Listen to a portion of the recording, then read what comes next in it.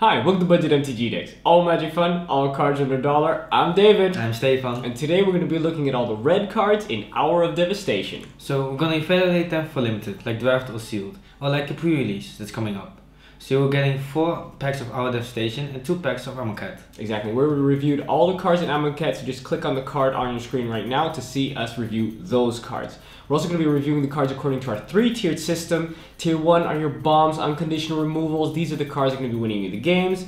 Tier 2, these are really good cards, the cards that if you got a couple of these Tier 2 cards, it pushes you into that color, otherwise seen as auto includes if you're already in that color. And Tier 3 are your fillers to smooth out your mana curve. All the rest of the cards are either too situational or are plain bad, so we're going to put those aside. Without further ado, let's start with the common cards. Our first common card is Crash Through. For 1 red, it's a sorcery, and it gives creatures we control trample until the end of turn, and we also get to draw a card. Now this is a very, very bad card because it's sorcery speed, so you can't really use it as a surprise against your opponents. All it does, it gives trample, doesn't even pump or boost or allow you to trade or use it as a proper combat trick. And yeah, they try and compensate that a little bit by giving you a card draw, but we're not falling for it, so just put it aside. Yeah, it doesn't want the card you lose to put this in. No. So next one, Kindled Fury. A red instant, target creature gets +1/+0 and gains first strike until end of turn. So this is a much better combat trick. It is actually a combat trick. Yeah. So the +1/+0 and the first strike is actually really relevant. So tier 3. Absolutely. Think about this on you've got a 3/2 and then you're able to kill one of those eternalized 4/4 creatures without losing your own creature with this. Super sweet. Or push through an extra point of damage when they're not expecting it. Cool. Next card, Firebrand Archer for 1 and a red. So for 2 mana, we're going to get a 2/1 human archer. And it also states that whenever you cast a non-creature spell, this guy's going to deal 1 damage to each opponent. First of all, I don't really like my 2/1s for 2, so that's already not on curve. And additionally, having kind of prowess shoot your opponent for 1 point of damage, I don't think that's enough. It's too situational, and I don't like it. I don't think you should play it. Yeah, it will do a couple damage, but I don't think it will actually do that much because it can't really block or attack without dying. Yeah, it always dies. Yeah. So next one, Defiant Canwa. 1 red, it's a 2/2 Jackal Warrior. Just a 2/2 Jackal Warrior, so for 2 mana, that's already decent. So tier 3. Yeah, I'm really happy to see this in red, a 2/2 for 2 with no downside. Red doesn't usually get something like that, so I'm pretty happy to see that. And additionally, red wants to be aggressive, wants to have early drops, and a 2/2 for 2 is actually a perfect filler in that position. Blur of Blades is next for 1 and a red, so for 2 we get an instant. We're going to put a -1/-1 counter on target creature, and we're going to deal 2 damage to that creature's controller. Okay, so for 2 mana, putting a -1/-1 counter on something is slightly little. I think it's very little. The 2 damage is also kind of a little bit of a bonus. However, it's so much better than dealing just 1 point of damage, which is what red normally does, because now we can actually use it as a combat trick by reducing the power as well of a creature because it's a -1/-1 counter, and hence putting us within range of being able to kill an opponent's creature with one of our creatures during attack or block without losing our creature, and additionally putting then another 2 points of damage to our controller, which is what red wants to do, because it wants to be aggressive, wants to get through with a little bit of extra power and toughness damage. And additionally, we can also just put the -1/-1 counter on one of their big creatures and make it small enough that they don't want to attack with it anymore, for example. So actually, it's just good enough to be a filler now. Yeah, the -1/-1 counter stays on it, and that's really important. Taunt Moloch. 2 and a red, it's a 2/2 lizard with powers, and when he attacks, it has first strike. So it doesn't always have first strike, and I don't really like it because of that, but a 3 mana 2/2 with powers, when it attacks first strike and you're in red, so you want to attack anyways, that's really nice, especially with the powers, because the opponent won't really know what will happen. Yeah, this thing may just be a 2/2, but they can't block with their 3/3s, and that is really annoying for them because they can only block it with a 4/4 safely, let's say. What if you do have to play 2 combat tricks or something? Then they're just blown out. Really, really good kind of card that red wants to be playing. So a good tier 2. Absolutely. Next, Open Fire for 2 and a red. We get an instant. This thing deals 3 damage to target creature or player. Okay, that's great. I mean, normally we pay 2 mana for something like this. We like to pay 2 mana for something like this. Then it would be tier 2. Tier 3, because it's a little bit more expensive, but still fine removal spell. The only reason why it's not tier 2, because even normally it would be tier 2 in this case, because we have so many 4 toughness creatures in the form of Eternals and other flyers and other big creatures. So it doesn't do as much as it would in a normal set. Canvas Scrapper, 2 in a red, 2/3 Jackal Warrior with Menace, and you can exert Canvas Scrapper as it attacks, and when you do, you get +2/+0 until end of turn. So it's a 2/3 for 3, which isn't that bad, and it has Menace, so that's nice, and you can exert it for 2 extra damage. With Menace is pretty good. Yeah. So yeah, tier 3, good villain. I don't think you should underestimate the Menace, how often that's going to be getting through, also because of the 3 toughness. So even double blocking it with their 2/2s means that they can't, you're going to kill one of those things for sure, right? Yeah, but well, they're still going to kill both of them. Okay, so the 2/2s, they're still going to be a problem. 2/2 is still going to be a problem, yeah. So that's why it doesn't go to tier 2. Yeah.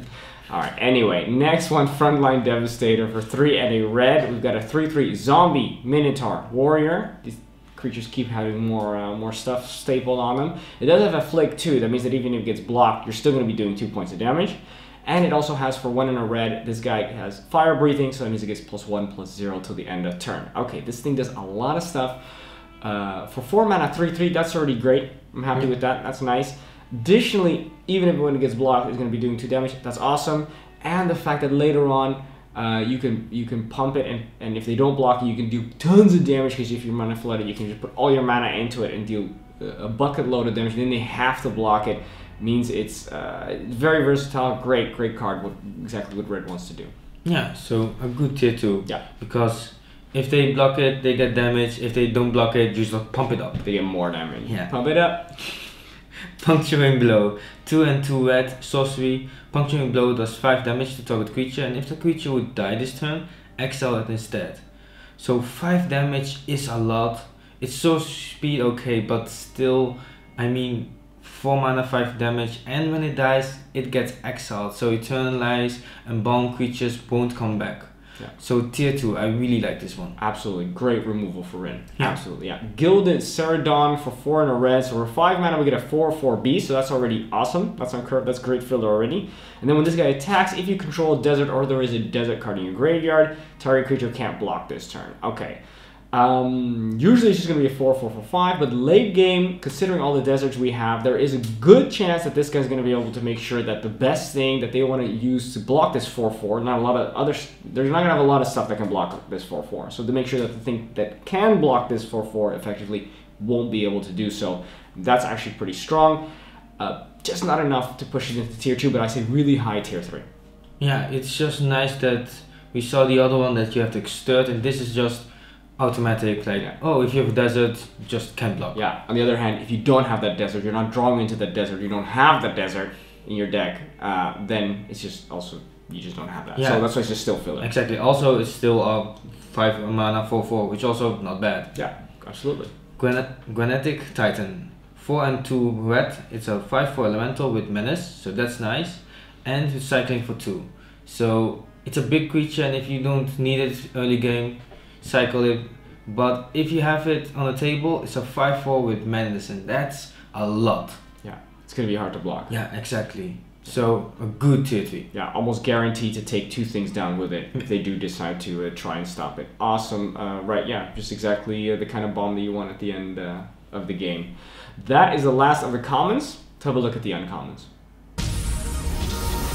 The first uncommon is Chandra's Defeat. It's a red instant. Chandra's Defeat deals 5 damage to target red creature or red planeswalker. If that permanent is a Chandra planeswalker, you may discard a card, and if you do, draw a card.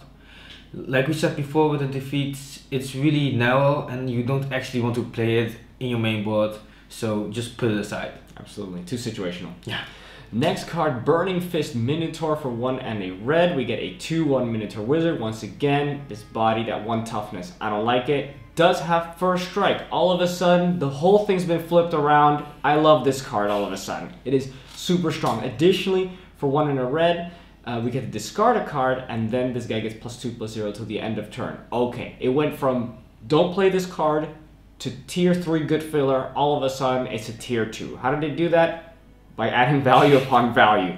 The fact that it is that it has first strike and 2 power means it's better than just any old regular 2/2, because it's going to be able to kill their 2/2s and it doesn't die itself. And the fact that you can pump it numerous times, okay, sure, it's you do discard a card, but it doesn't just pump it by 1, it pumps it by 2.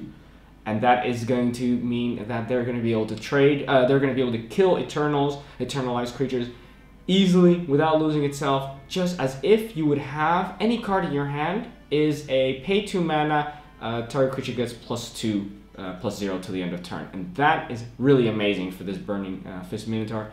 I would always play it in red, and I think if I've got a couple of these guys, then I'm going to try and play red. Yeah, it's really nice because the first strike, 2 power, it can block the 2/2s without dying, it can block the 3/2s without dying, so you're trading up without actually doing anything. Amazing. Yeah. Really cool. Upgrade, 1 on a red, instant, choose 1. Upgrade deals 3 damage to target creature or destroy target artifact. So the artifact clause won't actually be, you are not doing anything probably, but 2 mana, instant speed, 3 damage to a creature, that is always nice tier 2. Yeah, super strong. As we said already, 2 mana for an instant that deals 3 damage to target creature. We're very happy with that. Yeah. Awesome. Like we said before, there are many eternalized creatures still, but 3 damage for 2 mana, instant speed, you just always want to play it. Super strong. And of course got a little bit of versatility in that destroy artifact clause. Yeah. Next card, a Fervent Paincaster. For 2 and a red, we get a 3/1 human wizard. This guy, we can tap it to deal 1 point of damage to target player. We can also tap it and exert it, and then make it deals 1 point of damage to target creature. Okay, so this guy's got pretty good versatility.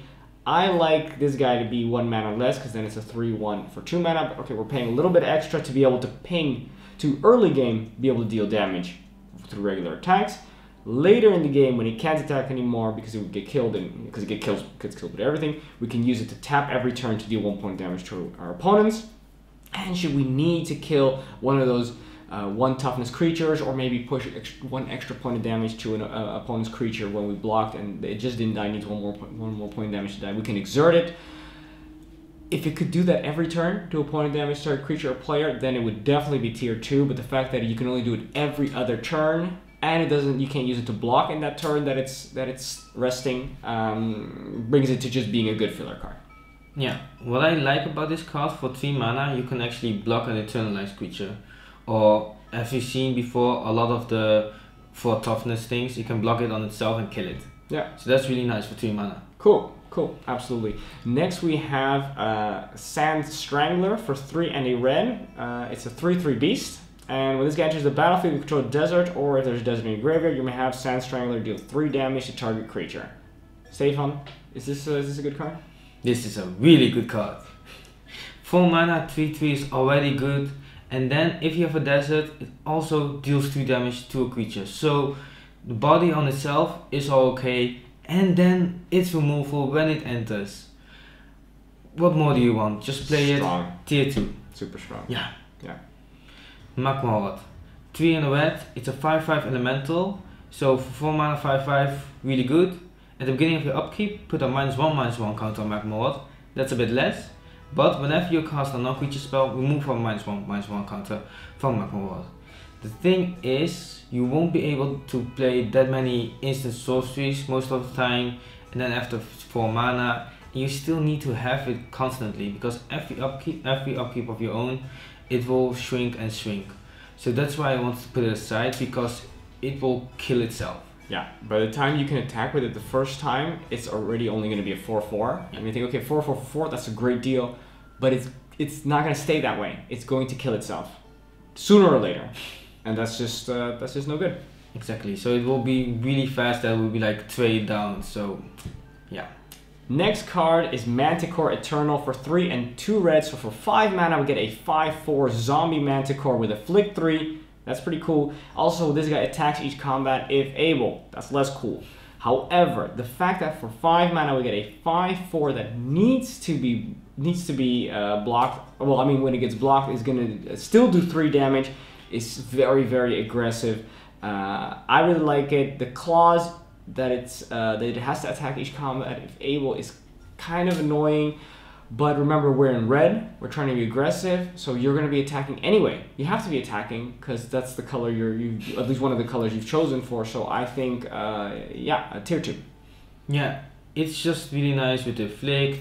It's a 5/4, has to attack for 5 mana, so yeah. Yeah, it's cheap. That's the thing. Yeah, exactly. So usually get this at 6 mana. You Yeah. have to pay, but the fact that it already comes in on turn 5 is a big deal.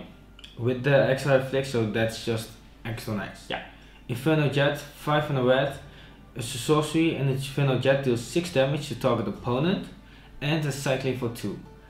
I actually kind of like these effects because it just gives you a lot of reach, but it's not good enough to say, oh, always play it. So it's a filler card. Yeah. Because it will not change the board, and if the opponent is at 7, you're still not winning, and you haven't played a creature, so you're behind on board. Exactly. Yeah. Normally with these kind of cards, we say put them aside because they don't affect the board state, and you're just you're if it doesn't kill your opponent, then you're just in trouble. However, this one does 6 points of damage, which is actually quite a lot of damage, and what pushes it over the edge from put it aside to into a filler category is the fact that it's got the cycling too. For me, that's very important because unless you're going to use this to kill your opponent, you don't want this card in your hand. And cycling gives you the ability to say, I'm going to put it aside, and yeah, if you do draw it when it will kill your opponent, then gravy, then it's pretty sweet. Yeah. Those are the uncommons. Let's have a look at the rares. The first of our rare cards is Earthshaker Kenra for 1 and a red. So for 2 mana, we get a 2/1. Once again, we don't like that kind of power and toughness. It does have haste though. Okay, cool. Red wants to be aggressive. This one comes in, immediately can attack. That's pretty cool. Additionally, when this guy enters the battlefield, target creature with power less than this guy cannot block this turn. Okay, cool. So you're going to be able to get the thing that they need to be able to block this thing. We're going to be able to say, okay, that one's not going to block. Well, unless they got something really big, so that could be a problem. But early game is definitely going to be able to get through with some damage. Additionally, should this guy die, and this guy will die because he's 1 toughness, we can eternalize it for 6. Now it's going to come in as a 4/4 with haste, and target creature with power 4 or less will not be able to block it. So that basically makes it unblockable. Yeah, it can even really block this turn, just so yeah. Super it can't strong. block anything. It can't block anything. Okay, so that is even better than what I just said. Super strong, does exactly what you want to be doing in such an aggressive strategy, and the haste pushes it over the edge. I think tier 2. Yeah, because the 4 power haster on 6 and can block something can block for 1 turn is just really nice, really aggressive. So yeah, awesome. I always want to play this. Awesome. So the next one, Imminent Doom. It's 2 and a red enchantment. Imminent Doom enters the battlefield with a Doom counter on it. And whenever you cast a spell with confirmed mana cost equal to the number of Doom counters on Imminent Doom deals that much damage to target creature or player, and then you put another Doom counter on it. So that's a lot of text. Yeah. So what happens is it comes into the battlefield with a Doom counter. If you play something for mana cost 1, there's a Doom counter on it again, and it deals some damage to something. And then with 2, it deals some damage to something. Get to 3, gets to 4 and deals 3 damage to it.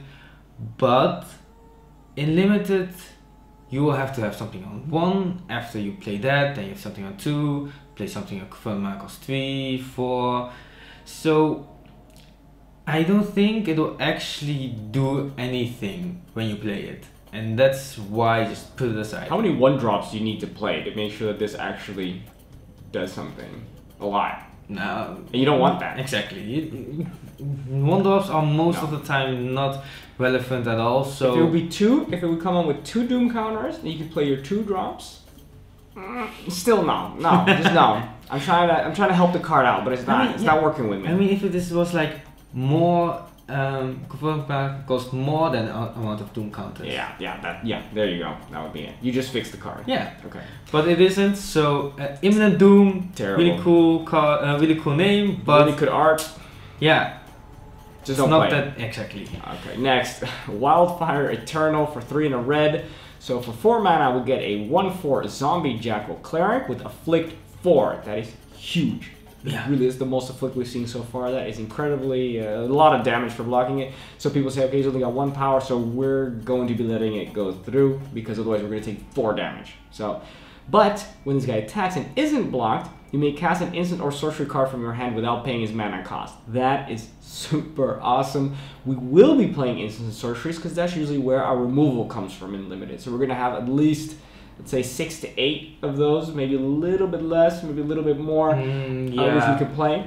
Yeah, I always say around 15 cards that you want to have creatures and the rest are flex slots. Okay. Like instant sorceries. Sure. Okay, sure. But around that amount that you could potentially, every time this guy attacks us in the block, you could be playing your removal spell and destroying something in there. So they're not going to want you to play your removal spell for free.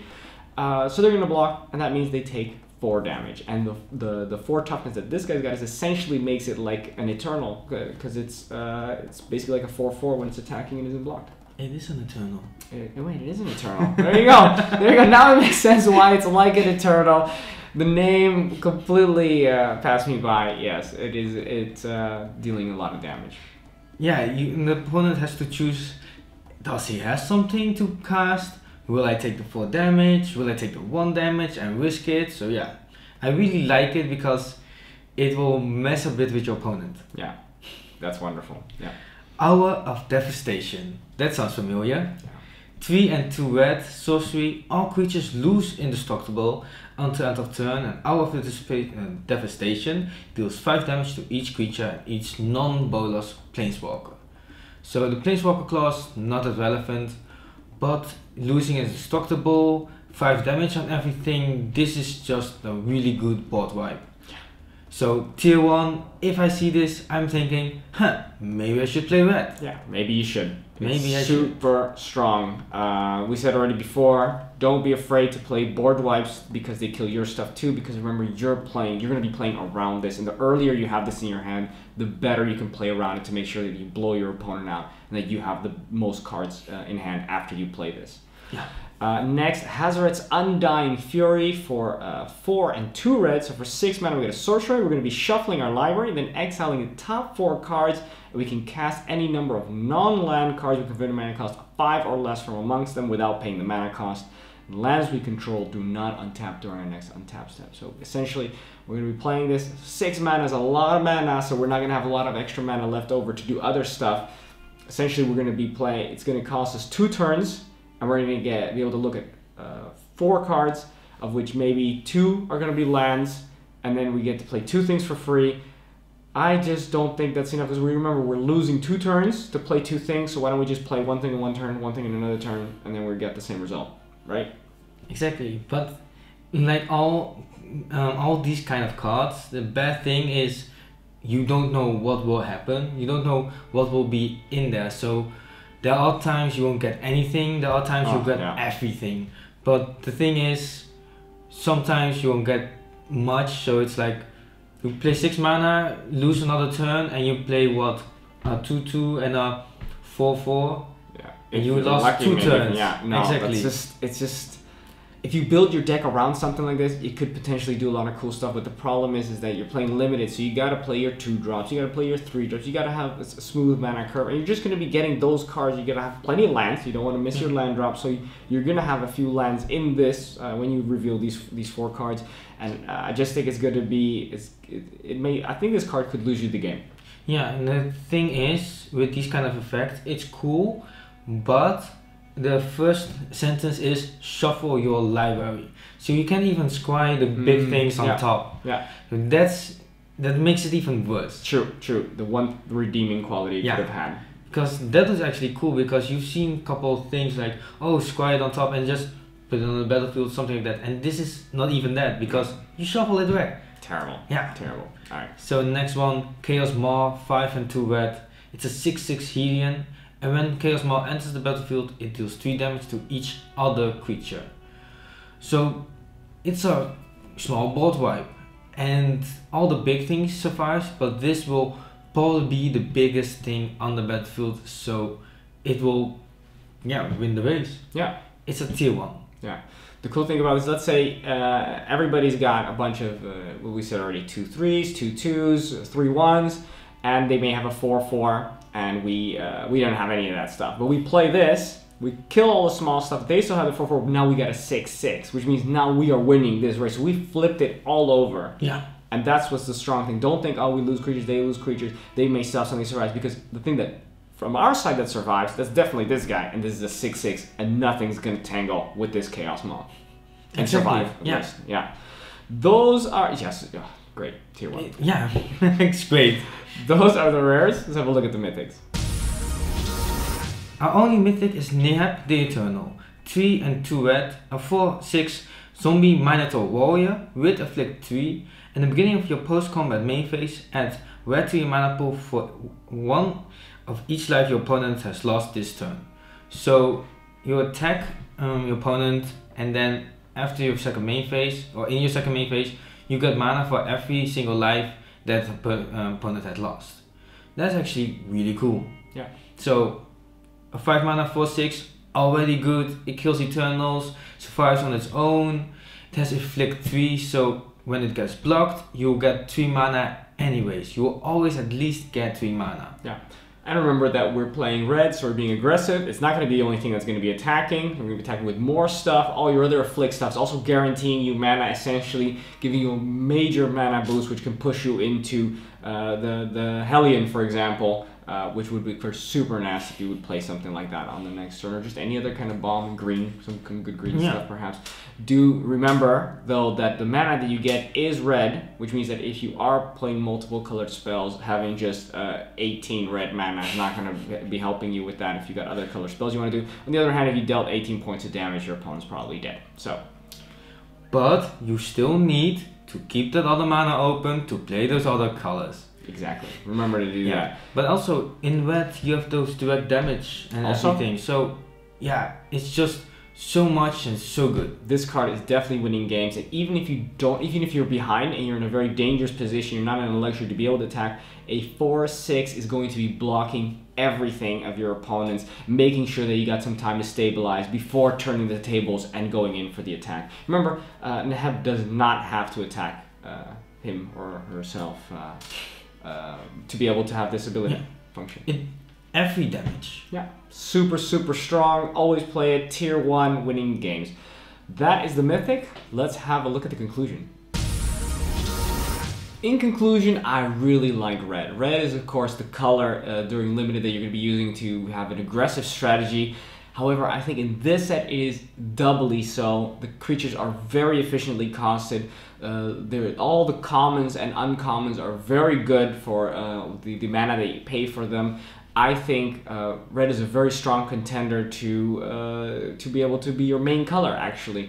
There's some good common removal spells, and the menace creatures, for example, are good, but also the rares, and of course the mythic is just insanity. These cards, if you do pull these rares and mythics in red, it pushes you into it so hard, because they're just cards that win you the game by themselves. Yeah, it's just really nice because they're some really big creatures. There's good removal. Also on common, the puncturing blow, 5 damage, exile, so good. And it has some board wipes too, and that's actually really nice with Hour of Devastation and with the Hellion. Yeah. So that's also really nice. And as you said already, those really rare cards or mythic cards, they're good for having a side color because they're just really strong cards that win you the game. But the fact that the commons, creatures and the removal are also already so good means you can have a large amount, you have a large pool of very good filler cards that that'll just make a very solid aggressive deck. Yeah, I'm really surprised about how good the commons actually are. Yeah, very strong. I think I would love to play red during the pre-release, to check that out. Yeah. Also, join us on Facebook and on Twitter at Budget MTG Decks. Do you agree with our evaluation? Do you not agree? Do we miss something? Would you like to add something? Start the discussion with us on social media. Let us know. Also, don't forget to subscribe to us here for the most powerful decks and advice everyone can afford. And don't forget to hit that little bell button if you subscribe, because if you don't hit that little bell button, then you will be subscribed to us, but you won't get to know when a new video comes out. So if you want to know when the new videos come out, just hit that little bell button. That's it. Thanks for watching. I'm David. I'm Stefan. And this was Budget MTG Decks.